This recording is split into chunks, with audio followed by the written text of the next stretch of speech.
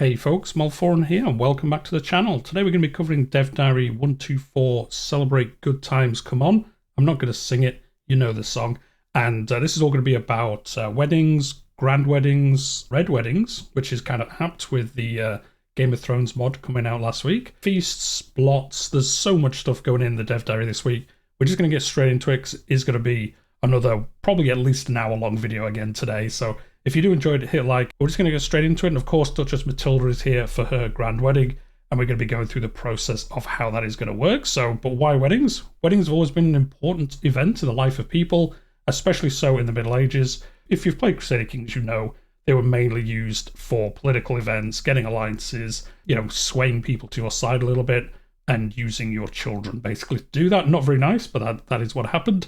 And so far, weddings in CK3, and even before that in CK2, were represented by simple interaction, clean and effective, but you hardly apt to represent the magnificence, the expenses, and the ramifications of such an event. And I suppose that is true. For how big they are and how important they are in basically every playthrough, I suppose they haven't really been shown off in any kind of glory, even in CK2 with all its DLC. Never really kind of covered them in a cool way, I don't suppose. While the simple attraction is available and still doing its job, we've also added the ability for players to possibly choose a more immersive and in-depth experience of what a wedding celebration should look like in the medieval world. They're putting the stress on immersive and in-depth to underline the two sides of the coin. Immersion relates to the role-playing, since flavour is offered aplenty, while depth calls for new challenges, which can summarise as great rewards come to those who are daring and not too stingy. So they are leaving the old version in, so if you just want to do weddings, you don't want to be messing around with like additional stuff, you just kind of min-maxing a game, or you just kind of minimize what you're doing if you're busy in a war or something like that. You can do the old way, as it were, just get married, it's all done, but you can choose this option and then you get all this new kind of content basically, and all this cool new stuff. So a grand wedding is a type of grand activity exclusively unlocked by the Tours and Tournaments expansion. This one is similar to one of the, was it hunts? I think one of the hunt special activities was also locked behind the expansion. So yeah, grand weddings are going to be expansion only. I guess that explains why they're leaving the old version in, because they'll have to if you don't have the DLC. In fact, they can only be organised for specific betrothed couples to which a grand wedding has been promised at the time of betrothal. I can already see you jumping in your seat. Wait, betrothed? Is this only for children? No. Even adults can get betrothed now in the game. So yeah, you basically choose the option here. We're going to see the screenshot in a second. When proposing a marriage, you will find a checkbox to add a grand wedding clause to it. Valid matches include your own marriage and those of your relatives, as long as your spouse candidate is set to the dominant side of the couple, i.e. the one whose dynasty the kids will belong to. So generally always your character will be doing that. So very rare that you would marry someone not under those circumstances. If it was your character, family members, it can go either way sometimes, depending on what you're trying to do. But for your character, you're basically always going to be able to choose this option. You're always the primary person for, well, most times you are. And as you can see here in this screenshot, toggle grand wedding promise. Average cost 400. It does say right below, this cost is not finalized. It's just an example here. So they're going to be very expensive from what they say. So yeah, you basically just tick this and then you choose the options as you usually would. The grand wedding is a grandiose and prestigious event. So offering to host one for a spouse will immediately increase their acceptance, perhaps even allowing a character to marry above their station. Oh, that'd be quite nice. Maybe you'll get a better wedding. I don't know if that makes sense. It's nice, but does it make sense? Like if you're a duke, maybe, and you're trying to marry, let's just say the King of France, and, well, if you're Matilda, maybe you're trying to marry the King of France, why would he be, like, impressed that you're going to hold a grand wedding? I don't know. Maybe you can leave a comment down below why you think it does make sense, but I see why they're doing it. But I don't know if it works that way. I'd say more the other way. If you're the higher rank, you're already the more prestigious person. I could see it being tempting, but there are already modifiers for that, I suppose, in the game. But anyway, it's a cool bonus. It's a good way to get a better alliance. I'm not complaining about it. It does sound a little bit weird to me, I suppose. However, this comes with a catch. Proposing a grand wedding is a serious business. It is a diplomatic bonding agreement in which the reputation of the whole family is at stake, and the validity of the betrothal and connected alliance depends on the promise being kept. From the moment the wedding can be organised, the other party will be patient for 3 years. Breaking the betrothal or failing to organise the grand wedding in time will invalidate the betrothal, hurt your reputation, and massively annoy the other party. I guess I don't know why you would set it up and then not go through with it. I guess if you didn't have the money for some reason, maybe you'd set it up and then you immediately just all your money gets taken or something. I guess you could have that problem. I'm not sure why playing through it, you just do a betrothal and then just never finish. But I would imagine you do it and then just immediately start doing it. But we'll see. So yeah, betrothed can marry in grand wedding. You'll even get one of these cool notifications letting you know, you've got 3 years, make sure you do this. And then the event shown when a grand wedding betrothal expires. This is where if you say you're going to do it and you don't, although I suppose you could use this to like hold up other characters. Maybe there is a king who isn't married.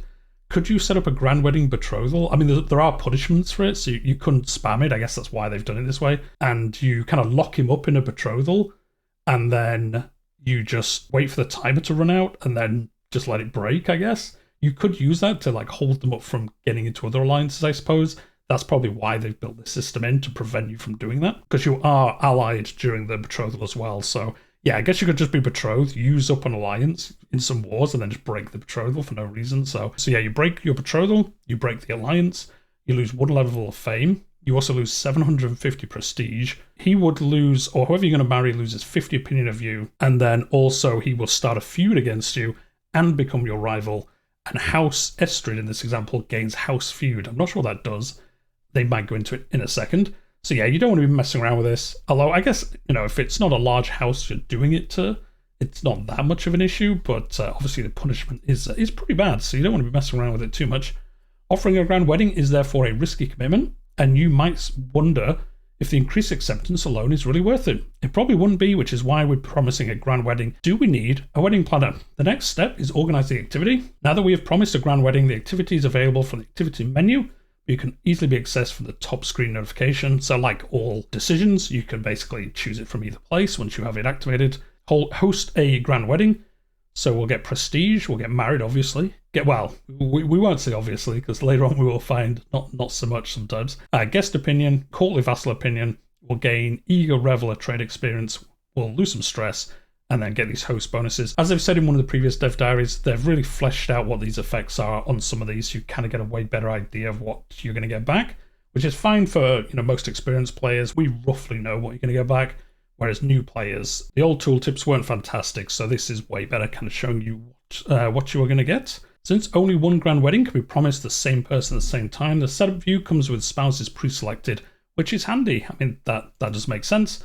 So you've got Matilda here, obviously who she's getting married to, and then we've seen this screen before and the other activities. It kind of looks the same at the moment. You do have to travel to the wedding and all that. I suppose you could get murdered on the way to your wedding now, I suppose, which could be pretty spicy. The activity setup is pretty simple and similar to other activities as we've just seen. From this interface, you can select where you want to host the wedding, set your travel up if needed. I suppose, yeah, you could host it in your own barony, so then it wouldn't matter, but you can host elsewhere in your realm, which is pretty cool. Choose your intent, invite your guests for ease of access. The most obvious choices, such as the spouses' families, are pre-selected. You don't need to go into this and fine-tune it if you don't want to. It will just pick the most obvious people and change other options. Like in other activities, intent steers the events of what will happen to your character or unveils specific ways to interact with them.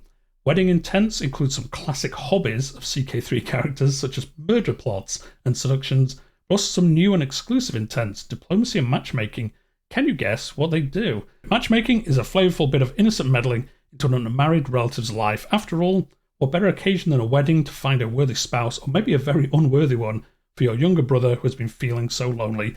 However, weddings are not all about casual socialization and careless flirting. As I mentioned at the beginning of this dev diary, weddings are also political events in which the nobility of the country and their peers from foreign lands sit at the same table and mingle. Intrigue may hide behind every corner, but it's also the perfect occasion to conduct some official diplomacy. This is where the diplomacy intent fits in. By picking this intent, you will choose a guest and be offered occasions to improve your opinion of you, gain hooks on them, even temporary strong hooks. Well, that's pretty cool. Gain an alliance without the usual requirements, a marriage or a special perk, or even make a more convincing case for subjugation. So yeah, pretty cool. The matchmaking one, like I said, is covered here. You can basically just choose somebody else to kind of get betrothed whilst you're there, which is I like that. It's pretty cool actually. And then obviously the diplomacy stuff sounds really good. It's basically just another opinion modifier mostly, but I think that's what it means by even more of a case for subjugation. I guess it just means you just get more of an opinion modifier, so they're more likely to say yes, but maybe there's a special event where they just go, yeah, I'll come be your vassal or whatever. So it looks really cool so far. There's a lot of different ways. As I said in the last Dev Diary, I think the one before as well. I forget them. They've all kind of merged into the same one now. It is cool that they've put these extra little bits of flavour into these events. They could easily have just done it as a grand wedding, have, you know, this larger event, but not had this other level of specialisation in it. So options 2 are not just flavourful bits that you toy around with for immersion. They can make your wedding considerably more or less expensive, with immediate repercussions not only the appearance of some events, but mostly on what you can expect to gain from hosting the grand wedding. For instance, entertainment will give you more prestige, food will make more of an impression on your guests, and venue will increase your renown. As we've seen before, all these events kind of have these new kind of options where you can choose stuff.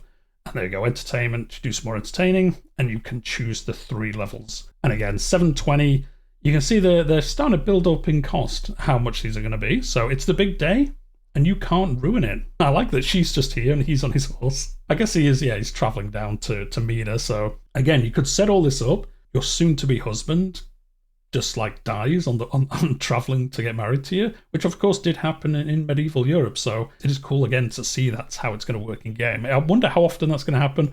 I'm sure we'll see some crazy stories of people setting up the perfect marriage and alliance, and then they just die on the way. And it's another way for your genius heir to die during his travels. When the activity starts, you and your guests start traveling towards a location, as we've seen before in the previous activities. Once both spouses have arrived at the wedding venue, you can see an overview of the ongoing pre-celebration party. Look at the merry bunch having the time of their lives. So there we go, we've got you, the groom, our bride, our guest, and another guest as well. Obviously the same kind of layout as the other activities that we've seen so far. And then it's time to start the actual wedding. So the grand wedding ceremony starts. And as you can see, it's just a little bit more flavour than we currently have for weddings, and just getting ready for all the shenanigans that's going to go down. Weddings have 3 phases. Phase 1 is a ceremony, which is the less formal event that we are used to thinking in modern times.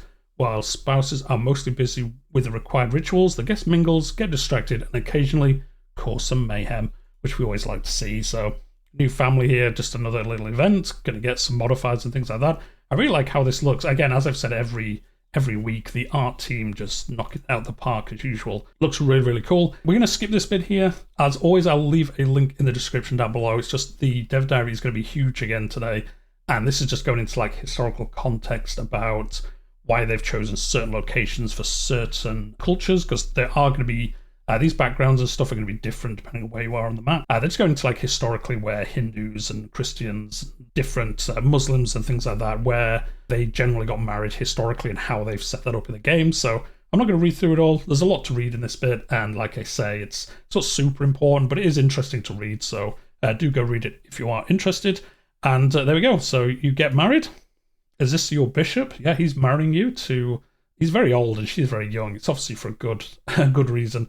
And I do or I don't. Oh, you kind of get to this point and then just say, nah, I don't actually want to marry you. So thanks for wasting all that time.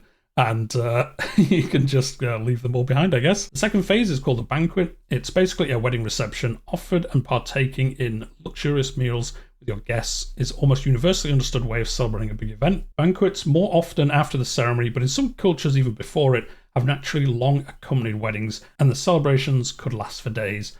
Wedding banquets are quite similar to feasts, as in liberal amounts of food and drinks are served to the undying delight of gluttonous and drunkard characters. They're going to love it, aren't they?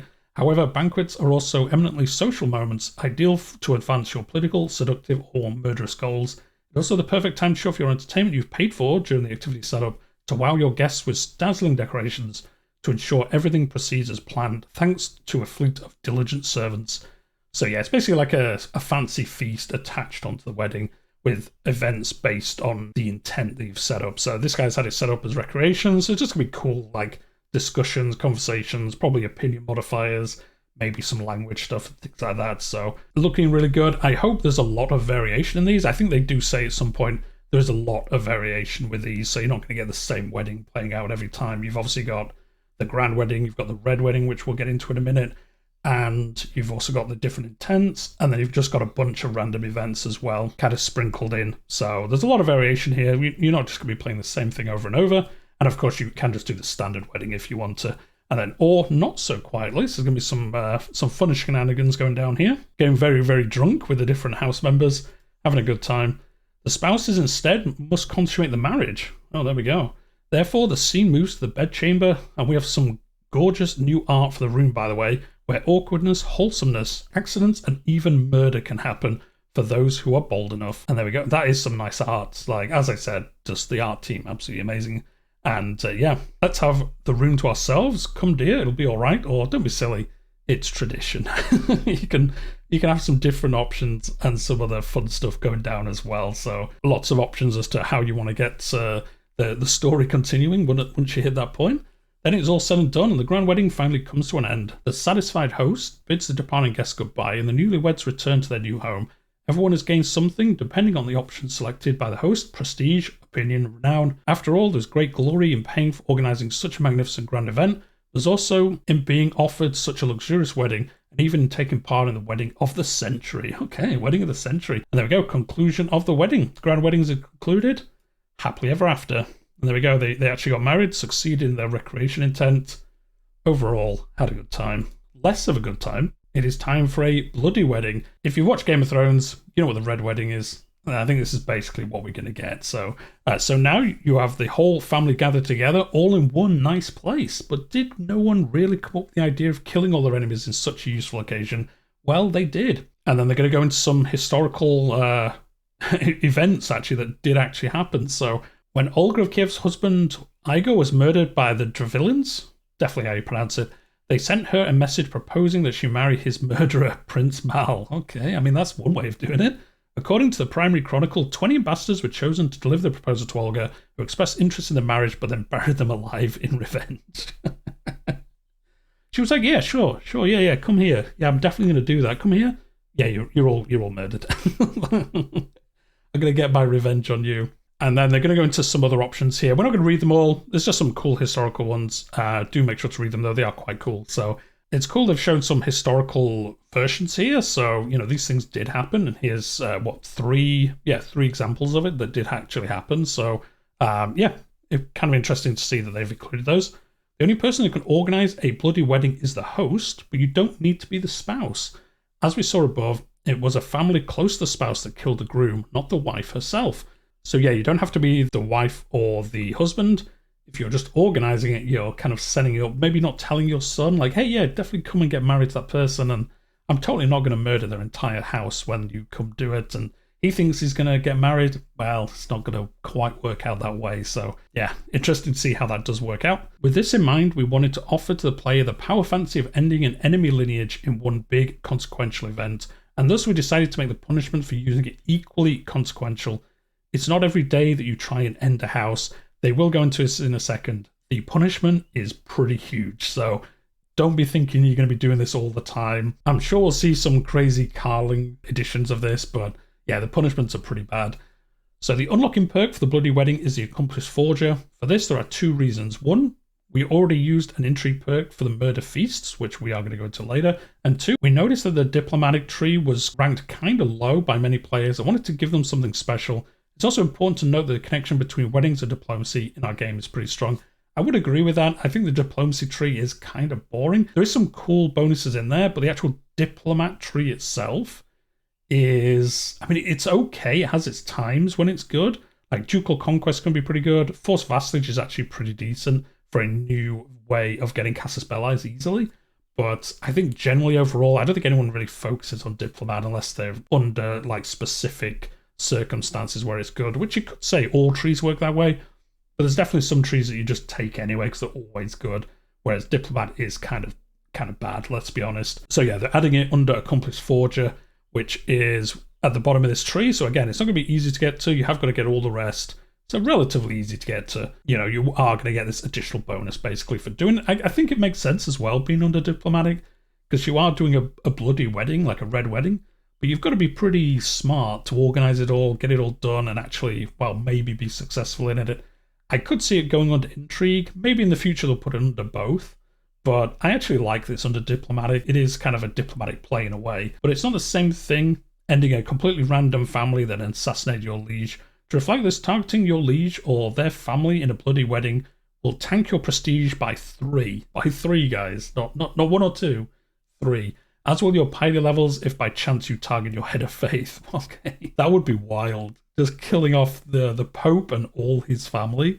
I suppose it doesn't really matter as much. I guess in other ones where the head of faith has like a family of their own and things like that, I guess it's a bit worse, but still it'd be kind of fun to do. Obviously, just compassionate and calm characters are not big fans of indiscriminate murder and will get massively stressed whilst trying to accomplish one. I hope it just like fills your stress, like you just fill out maximum 3 and it basically just kills you most of the time. If you're any of these, I think it just would go against them so badly that it should basically, I think, through stress, kill your character. In fact, I think I'd like it if it just had an event where when it finishes, you had an event that was like, this has been so stressful, here's like a 2% chance you'll live, or something like that. I think you know what I mean. Like, I think it goes so much against those traits that it should be super punishing for it. I imagine it does put you up to like level 3, so I'm sure it won't be that bad anyway, basically. So there you go. Grand wedding, bloody wedding, make your choices. The activity options and intent's the same as a regular wedding to not arouse suspicion, and in case you decide to murder only the spouse, you still get some, although greatly lowered, rewards from the decoration of the food. Yes, the guests are like, well, you did kill the wife, but we did have some nice shrimp, so I will still like you a little bit. If you wipe their entire family, however, there's nothing you can do to convince your guests of how prestigious you are, because, well, they're dead. So, yeah, it didn't really matter how fancy that food was, because it's in the grave now, so no one's going to remember it. The cost of organising a bloody wedding is also significantly higher than a regular wedding, contributing to making it quite prohibitive. Of course, it will escalate with tier and era, as with most of our activities. Numbers in the screenshots are not final. As I've said all the way through, these aren't final costs. They're just kind of examples at the moment. And I do like the fact they're more expensive. Again, I wouldn't want one of these, like, happening all the time. Bloody weddings everywhere. I do want them to be super rare. Like, maybe you only see, like, one a game, maybe one every other game or something like that, set up by the AI. I really wouldn't want these happening all the time. So I do like how they're locked behind a tree and then they're locked behind crazy expense, basically. So you're really not going to see them that often. At the beginning of your wedding, you will get a starting event, setting the tone for the whole ceremony. Do you want to murder all the family, just the spouse, just the spouse during your wedding night? Only available if you're the one getting married, of course, which leads to more subtle killing, but leaves the door open to failing in your attempts. Oh, so yeah, you can be like kind of sneaky about it and murder her when you go for the bedding part, and then I guess you can try lie and say, well, she just died. It was not my fault she died. Whereas obviously if you're killing the whole house, it's a little bit more a little bit more difficult to do that. Till death does us part, every member of the wedding house must be wiped out. It's only Agnes's life that I'll take. The wedding night, a perfect occasion, or I won't do this, not here, not now. You could just back out of it, which is good. You can basically set this up and then go, yeah, no, I'm not actually going to do it, so never mind. After that, the wedding progresses as usual. All the guests get the non-suspicious ceremony and gathering events, and even make it to the banquet phase with hopefully no second thoughts. However, when the banquet is about to reach its end, tragedy happens. If you hadn't chosen the wedding night kill option, the murder is carried out. We've added several different texts that take into account your relationship with the victim, your personality traits, and a couple of random chances. In any case, though, the framing of the whole murder is that mercenaries interrupt the festivities, killing everyone present. In the case of the murder of only the spouse, the framing is of a hostile agent. So, yeah, you just make up a story like, yeah, loads of Vikings just came in and just murdered everyone, but only of their house, which is weird, but that's exactly what happened. And yeah, the different events here, if you just kill, well, if you kill the whole house or if you just kill the one person. I like how it says just, oh, a tragedy. What a shame.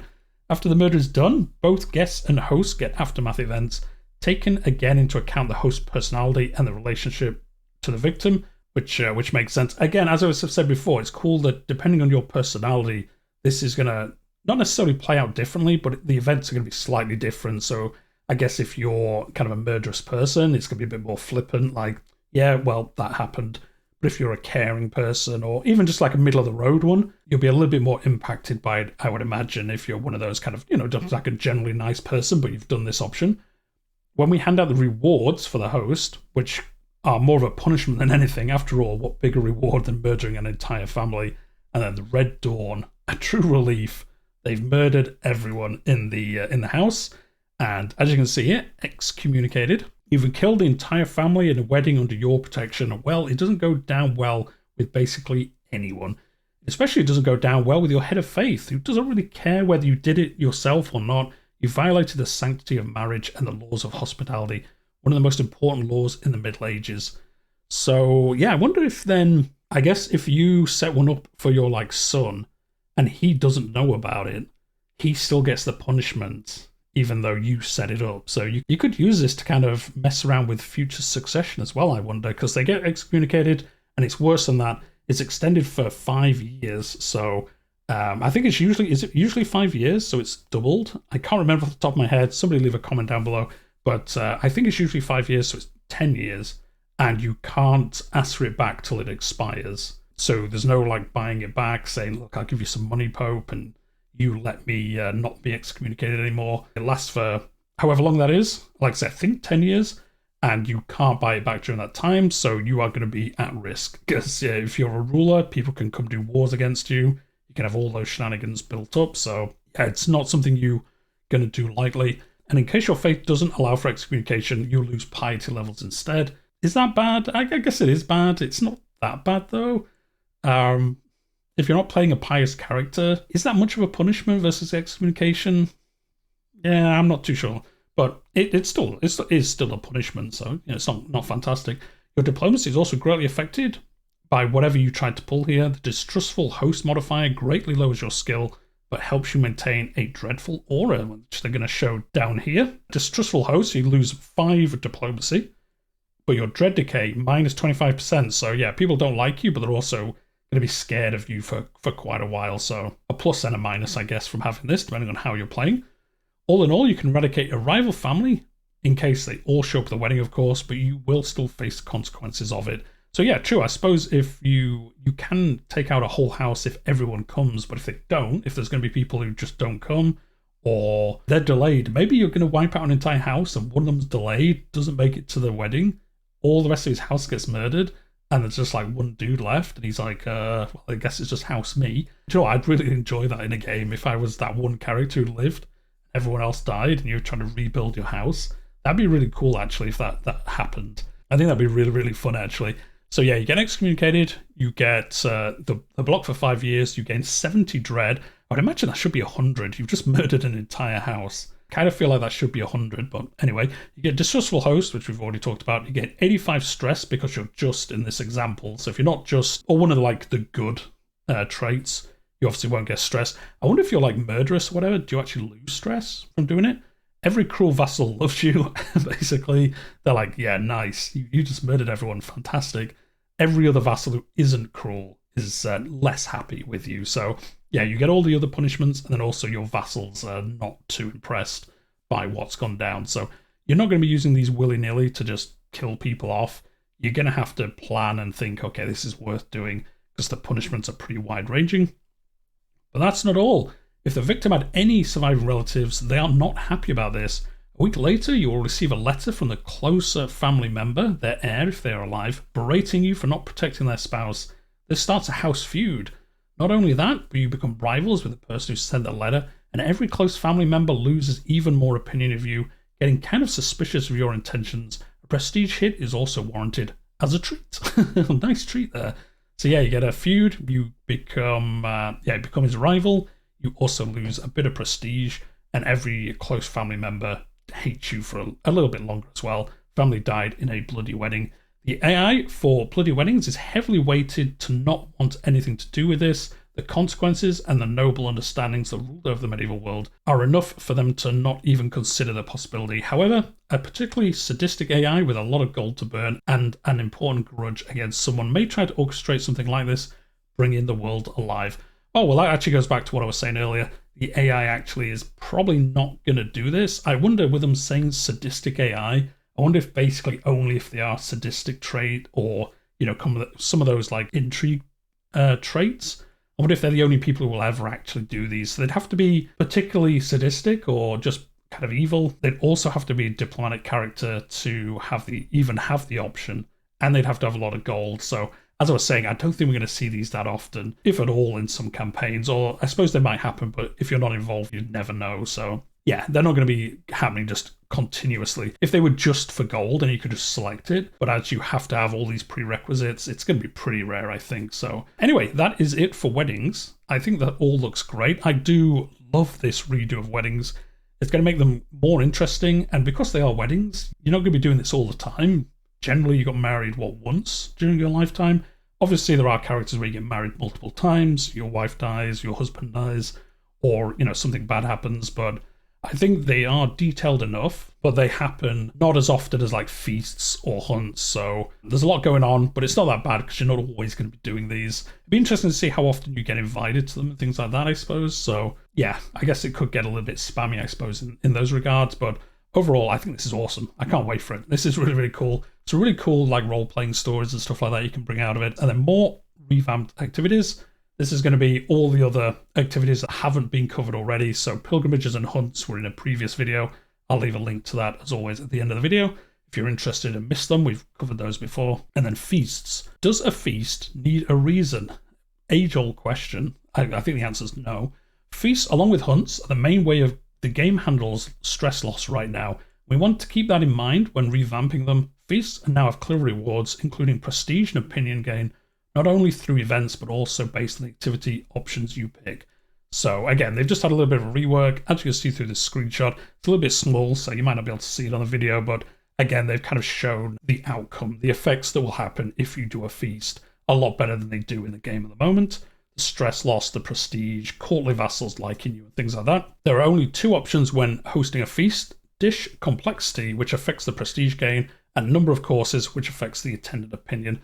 These options start with the middle values, but the player can choose to lower them for a cheaper feast if you don't really care about prestige or opinion, or increase them if it's the reward thereafter. So yeah, I think most of us will just leave it on default most of the time, but if you're especially trying to gain some opinion, if you're a new ruler and your vassals didn't like your father or your mother, who was the queen before, or the king, I guess you do one of these, crank it up to full if you can afford it. You get that nice prestige gain, you get the nice opinion gains as well, so you could quickly turn your court to your side. They see how splendorous you are, how awesome you are, and then they obviously like you a little bit more. So I do like these a little bit more kind of in depth in that way, because I think most of the time when I take over as a character, I will do a feast and a hunt immediately to try get some opinion modifiers. This way is cool.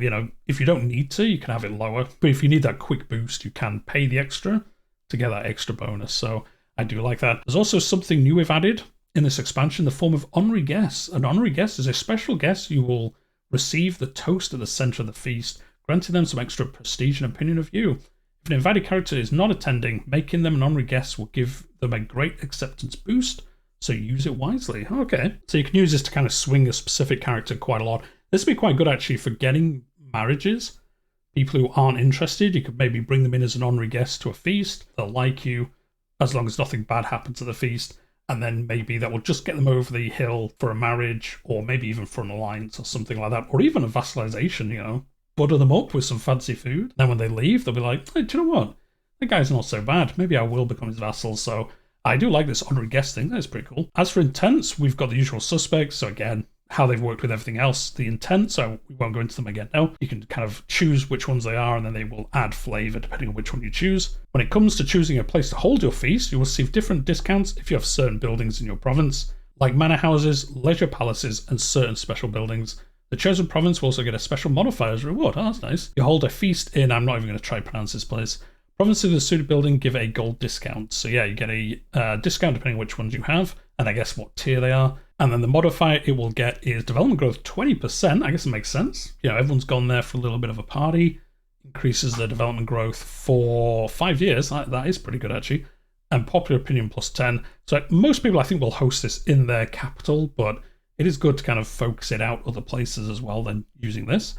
And with that, we are ready to start. The events you will see during the feast are some old acquaintances, and their purpose remains the same, though the effects, animations, and text have been tweaked in some cases to best reflect the new activity, and some new events have been added with added intent. So yeah, stuff we've already seen before have been kind of reworked a little bit, some more options, I guess, to give you different modifiers, and there are going to be some new events as well. So the bootlicker, a pleasing atmosphere, and obviously the bonuses and stuff you get for that, obviously affected by the intent that you have as well, as we've seen before. There's also added a bunch of activity pulse actions, random small events that happen throughout the activity to keep it lively. These offer a tiny bit of flavour and help the game feel more alive. And they, of course, will also give you some nice unexpected rewards in the form of your wife learning something secret or your child gaining some prestige by impressing everyone with their manners. So yeah, you're just going to get these like little banner things at the top. It's not going to be like a full, pop-up event. you're just going to get these banners appear, and it's just like, oh, these guys become friends. These guys have got some more diplomacy, kind of like you get in the right-hand side activity tracker thing that we already have, but more kind of whilst the feast's going on, just like, oh, this happened with these guests. And I think, as they said, it will make the feast feel a bit more like lively. As they've said, it will just make it feel like more's going on. It's not just, you know, click 3 buttons, get your prestige. There's more stuff happening at the feast itself. And then there's a toast. The toast is the main event of the feast, and the host can always choose whether to make a toast in honor of their special guest or, well, just themselves. So yeah, you can toast the special guest that you invited, or you can do all of that, and then when it gets to the point of doing it, you just go, nah, actually, I'm amazing. I'm the best. This guy, yeah, I just invited him along for some fun, but yeah, it's great. It's me. So yeah, as you can see, you can toast the Duke. He's the main guest that you've invited. You can also say, let us address the buffoon of the hour, so you can kind of mock him. You've made him come thinking he's going to have a bit of a celebration, but you actually kind of just annoy him and mock him in front of all the guests. Or you can say the third option, which is basically like, actually, I'm a legend. Ignore that other guy. I'm the best. So you can even swing it at the end for yourself. Highly esteemed. This character has been publicly honoured at the Nobles Feast. Monthly prestige plus 20% for 10 years. That's pretty good. That's pretty good. It doesn't mention here, but I wonder if this scales with your rank. I don't know whether it would make much sense if like a count gave you this 20% boost versus like an emperor. If an emperor singled you out at a feast, that is pretty awesome, and I would imagine would give you a lot of extra prestige. If a count does it, or a duke, is it as important? I wonder whether it scales with that, like if it's 10% for a duke or it's 20% for an emperor. It's probably just 20% across the board, because I guess it kind of scales anyway with kind of where you are in the game. It would kind of have similar effects. So Joe, it's probably fine at 20%. I do feel like it could be like just a little bit extra if it did change based on the rank of the person giving the toast, but I'm happy enough anyway at 20%. It's a good bonus though. If you somehow manage to get this kind of rolling by being guest at a lot of feasts, that's a lot of extra prestige you'll be getting. With that, we reach our end. We collect the rewards. We say thank you very much. We go back to accumulating stress for the next 5 years. So yeah, feast has ended. Obviously, as usual, the prestige and stress and all that, some modifiers here, which is pretty good. And then what did I get if I attended the feast, though? You get more or less the same as the host, stress loss, opinion of the participant, and Reveler XP. So again, you are just getting those same bonuses you do now. Although Reveler XP, as we've seen, I think last week, you earn the XP now to like rank up the Reveler trait rather than it being kind of random how you get it. So do like how that's been redone. And murder feasts, very similar to red weddings or the murderous weddings that we've seen before. It's basically the same thing, but murderous feasts. So bring everyone in for a party, kill them all. And very similar. And again, it's just a little bit of history here about ones that have happened historically. We won't go through those because, again, the video is going to be quite long enough as it is. But murder feasts weren't only legends in history, they were already present in CK3. If you hadn't noticed this, don't worry, since they were extremely difficult to trigger to the point that they just never triggered. Well, that would explain it. Full of random chances and ultra-specific set of traits, but they were there. That's kind of cool to see that they have actually been in the game. Obviously not the same as what we've seen in this, but there was a version of this in the game already. They just never triggered due to the requirement, which were just never possible. So that's kind of fun that they've told us about that. They could just never have told us. With that in mind, we wanted to make the murder feasts into a type of feast that both characters and AI can access in an intuitive way rather than just waiting for RNG or praying for the event to happen, basically. So, to start a murder feast, you must have the Forever Infamous perk from the Torturer lifestyle tree. We chose the Torture one for thematic reasons, but also because we just realized it's just not that good. The perk can be found fairly down the tree, making it harder to obtain.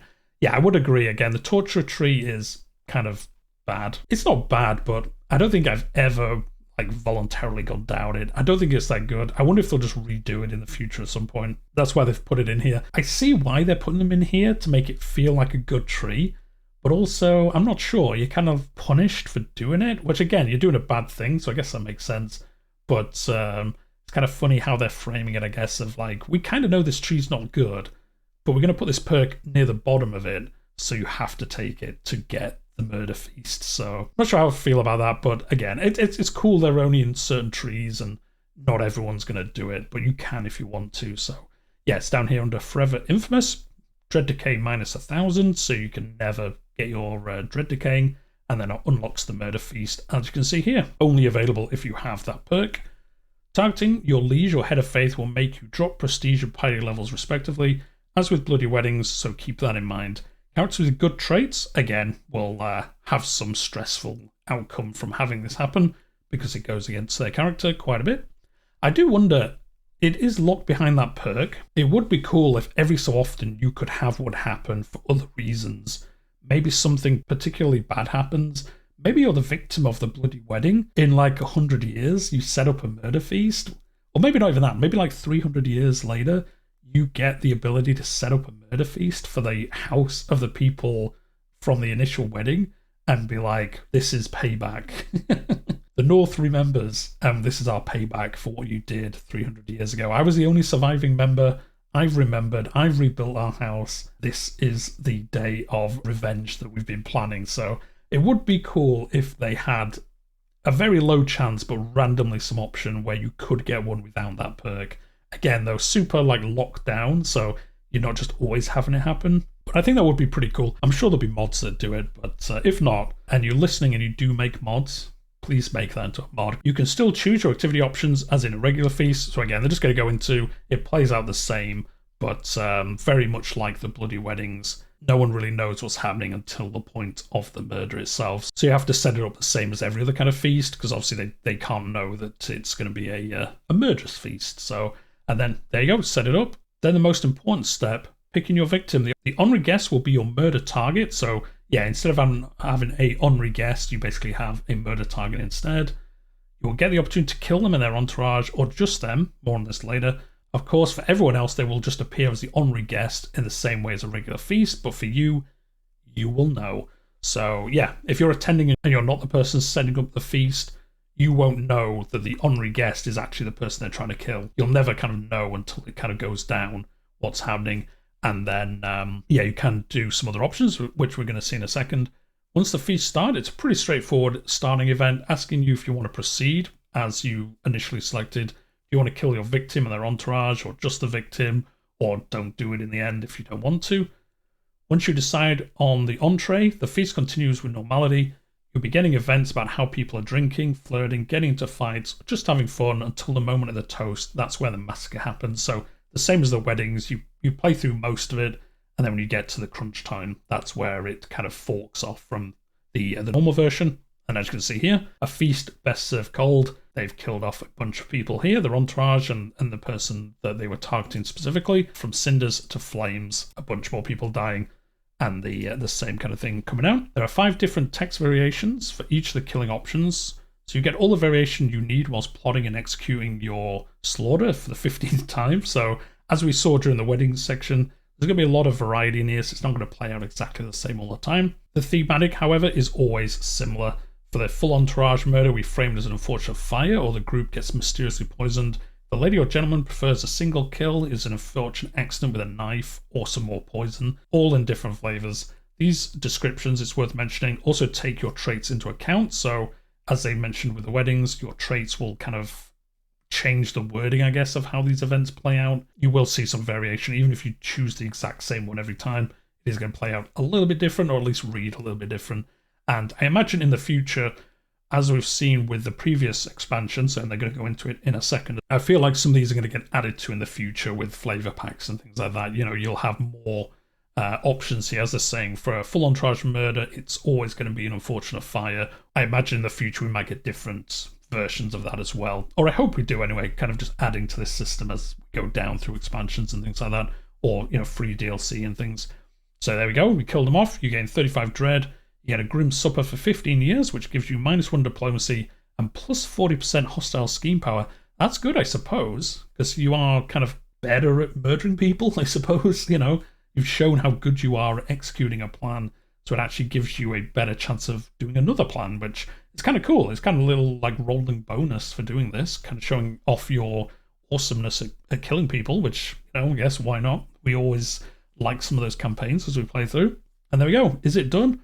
Or is it? So there we go. Greetings, Duke Vladislav of Bohemia. I know what you did. Consider yourself lucky you weren't here. You can say, yeah, cool. Well, if you were here, you'd be dead. So enjoy that. And again, as we've seen with the wedding, there's obviously all the modifiers. You get the feud with the house that was affected. You become rivals and all the same stuff. So kind of, I think in like the basics of how it works, the mechanics of how it works, kind of similar to how weddings and feasts are going to work. Obviously very different events and things like that, but they're kind of like the bare mechanics are roughly the same. The kind of same similarish outcomes. The values are different and things like that, but you can kind of see the similarity on both of them. So there's not going to be anything too shocking. And then blood for the blood god. We're having a 40k Warhammer expansion coming in as well as part of this. Wait, no.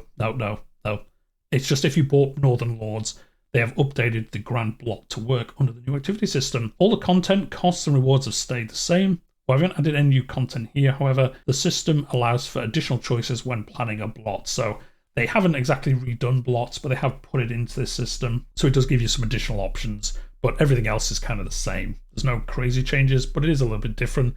You can choose where the blot's going to happen. You can choose the guests that are going to come here.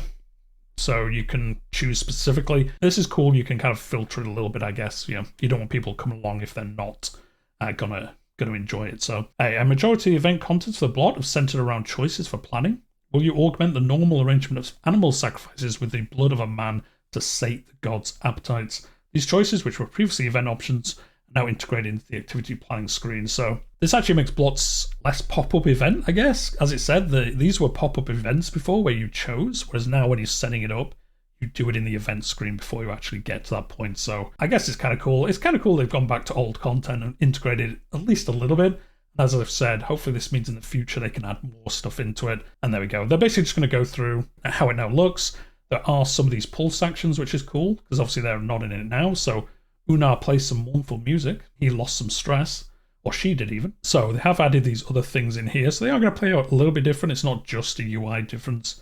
There is actually some different stuff in here that didn't happen before.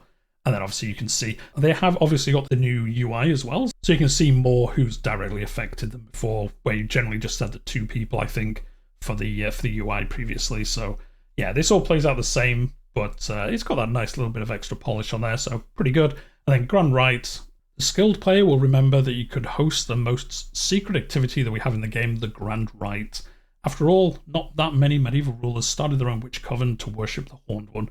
Very, very, very true. Not many did. To start a Grand Rite, you will have to have a witch coven, after all. It wouldn't be that grand if you're just yelling at the moon in the middle of the meadow, right? And to start a witch coven, you need, well, witches. The requirements for a witch coven remain the same. You'll need to be the head of a house. 4 adult members of your house need to be a witch in open or in secret. Once you have founded one, the usual rewards follow, apart from the ability to host Grand Rites from now on. Just the same thing, basically, just reworked with the new UI and how things work. And again, you admired the moon. You lost some stress. That's a nice moon up there. Oh, I'm a bit more calm now. And yeah, just showing off basically how that is going to work. Very much like the blot. Not really that much different, but some nice UI changes. And obviously you can change it a little bit. Your intent, worship the horned god.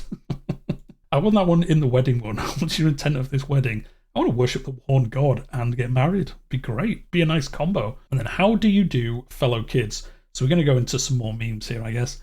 If you've ever played as a child in CK3, you will know that the Meet Peers activity is one of the few things you can elect to do, not much else. Although I guess with the upcoming DLC as well, that will change. Just as the Blots and Grand Rites, we've traditioned Meet Peers into the new activity system. And again, as you can see here, it's basically using the same thing. You can now choose where you do it. You have to travel there. You can choose who you want to invite, which is actually pretty cool. You can invite loads of different children, have a big party, and have a good time. And there we go. There's the meme. Kind of disappointed they haven't put someone else's head on this, like the emperor of the HRE or something. It would be quite funny if they'd done that. There's just all the activities. We're not going to go through this in detail. Again, it's kind of the same. They've just changed it up a little bit, kind of UI-wise. I actually like this. You get to see more people.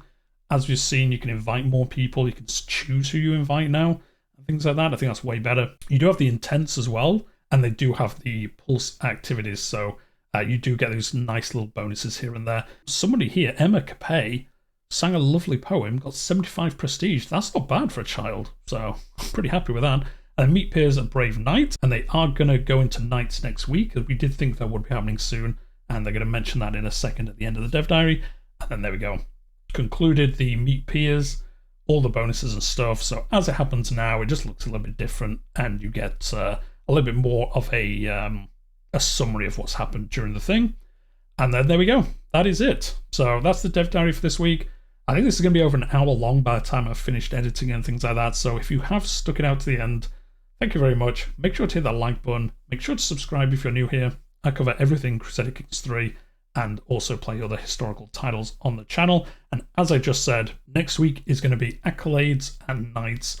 And as we have kind of seen already, they are going to change knights into some kind of leveling up system where they can become accomplished knights and beyond, I think.